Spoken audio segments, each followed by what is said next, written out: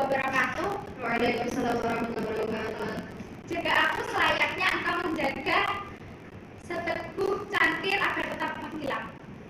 Pada kesempatan kali ini saya akan membahas mengenai materi yang sensitif.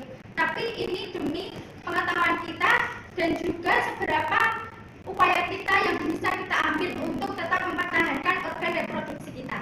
Nah, pada kesempatan kali ini perkenalkan dulu, nama saya Karina Luciawati dari AKM 1 dengan NIM 1423543. Nah, pada kesempatan kali ini saya akan membahas mengenai anatomi dan fisiologi organ reproduksi wanita, pria, dan juga proses oogenesis dan juga spermatogenesis. Nah, untuk yang pertama yaitu terkait dengan organ reproduksi wanita pada bagian dalam. Organ reproduksi wanita ini mencakup 4 bagian. Yang pertama yaitu vagina atau ilang sendama. Ini sebagai tempat untuk janin melekat. Kemudian yang kedua yaitu uterus. Uterus ini untuk melekatnya bayi dan juga keluarnya darah haid. Kemudian di uterus ini ada beberapa bagian. Yang pertama itu ada badan atau korpus, itu sebagai tempat tumbuhnya janin dan juga keluarnya darah haid. Kemudian yang kedua itu cervix atau leher uterus. Di situ itu kita atau si cervix ini membantu si sperma masuk ke dalam rahim. Kemudian yang terakhir itu pada rongga uteri. Rongga uteri ini sebagai tempat untuk mengetahui seberapa umur si kandungan itu. Kemudian yang ketiga yaitu tuba falopi. Nah, di tuba falopi ini untuk menangkap si ovum. Si ovum di sini itu ada 4 bagian, tapi di sini saya hanya menyebutkan 3. Ada pars, ismika, ancularis, dan juga infibula. Sedangkan yang terakhir itu terdapat pada dinding rahim. Ada endometrium. Endometrium itu membantu untuk penebalan ketika pembuahan. Kemudian myometrium ini ada di tengah, yang mana membantu mendorong ketika plasenta dan juga janin itu keluar. Kemudian ada yang terakhir itu perinatrium. Sedangkan yang terakhir itu ada ovari. Ovari itu berbentuk seperti buah kenari. Nah, untuk yang organ reproduksi wanita bagian luar itu ada beberapa. Yang pertama mempubis. Mempubis ini berupa rambut untuk menutupi dari kotoran yang masuk. Kemudian ada labia mayora. Labia mayora ini memiliki cairan pelumas ketika mendapat rangsangan. Ada labia minora. Kemudian ada vestibula atau ini berfungsi sebagai pemberian cairan ketika kita itu berhubungan. Kemudian ada himen. Himen itu selap udara, yang mana ini itu memiliki karakteristik yang mudah robek. Kemudian untuk yang terakhir yaitu klitoris. Klitoris ini berupa otot saraf yang mirip dengan penis laki-laki. Nah, kemudian untuk alat reproduksi pria.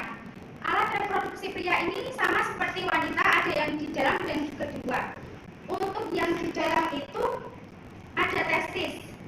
Testis ini berbentuk lingkaran 2 itu yang dibungkus oleh skrotum yang memiliki kandungan banyak hormon FSH, LH, dan juga testosteron. Sedangkan yang kedua yaitu ductus atau saluran reproduksi, terdiri dari epididymis. Epididymis ini menghubungkan atau mengeluarkan sperma dan juga proses pematangan. Kemudian ada vas deferens. Vas deferens ini mengeluarkan sperma dari epididymis menuju vesicula seminalis. Kemudian yang ketiga itu ada saluran ejakulasi dan juga uretra. Uretra ini menghubungkan sperma ke dalam penis. Kemudian yang terakhir itu terkait dengan kelenjar aksesoris. Kelenjar aksesoris itu ada vesicula seminalis. Kemudian kelenjar prostat. Prostat ini merupakan alkali susu yang banyak akan kalsium. Kemudian yang terakhir itu bulbouretra. Sedangkan untuk yang bagian keluarnya itu ada penis. Penis ini yang menggantung di depan skrotum dan juga skrotum. Skrotum itu pembungkus testis, yang mana untuk mempertahankan suhu si testis itu sebanyak 2 derajat Celcius. Kemudian proses oogenesis. Oogenesis ini merupakan proses perkembangan sel telur atau oosit pada wanita yang terdapat di ovarium. Nah, untuk tahap-tahapannya itu ada oogonium, oosit primer, sekunder, dan juga oosit atau ovum, kemudian ovum. Di oogenesis ini menghasilkan satu ovum dan juga 3 badan polar. Yang untuk 1 ke 2 tahap ke 1 2 itu mitosis, 2 ke 3 meiosis 1 dan 3 ke 4 itu meiosis 2. Dan di oogenesis ini juga memiliki prosesnya tersendiri, ada poliferase yaitu perbanyakan dan juga pertumbuhan, pematangan dan juga perubahan bentuk. Kemudian ada spermatogenesis. Spermatogenesis ini terkait dengan proses perkembangan atau pertumbuhan pada sperma laki-laki dewasa melalui tubulus seminiferus yang mana menghasilkan 4 sperma. Untuk tahap-tahapannya itu ada spermatogonium, spermatosit primer, spermatosit sekunder, spermatid dan juga spermatozoa. Untuk tahap ke-1 ke-2 itu mitosis, 2 ke 3 meiosis 1, 3 ke 4 itu meiosis 2, yang ke-4 ke-5 itu diferensiasi. Dan untuk yang terakhir itu terkait dengan bagian-bagian sperma.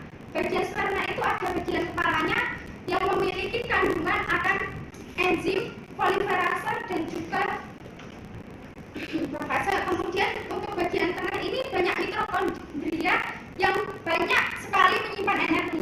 Dan sedangkan untuk yang terakhir itu ekor. Ekor ini untuk